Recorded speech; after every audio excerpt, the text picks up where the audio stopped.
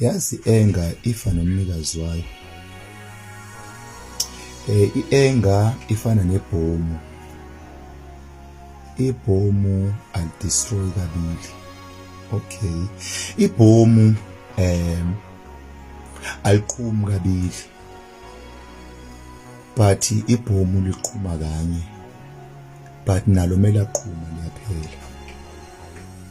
So i-anger ke boqaphela ukuthi mhlazana i-anger iqhuma kuwe iqhume kanye nawe. Akuzofa i-anger noma akuzodestroya i-anger, kodwa izodestroya nawe.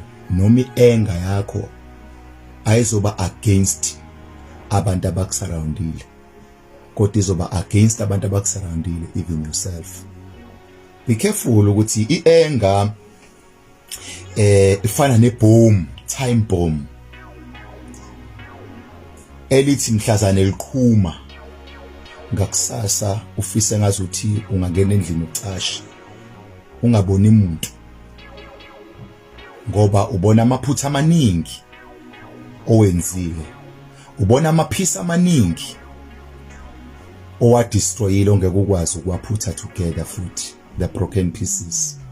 Qaphela ke mfowethu, ungaphili ne-anger isikhathi eside. Zama nje ukudila ne-anger yakho uwedwa uzuyikhame down. Kunebhomu nje kumele ulicishe, funda ukulicisha nje uwedwa, ulicishe lize lithule uwedwa. Wafunde lo bhomu ukuthi lize liyoqhumela kubantu, ngoba nawe uzophelela kulabo bantu. Yeah, but angazi nami ngithini. Hayi ake ngilahle, khathele bafethu, angilahli.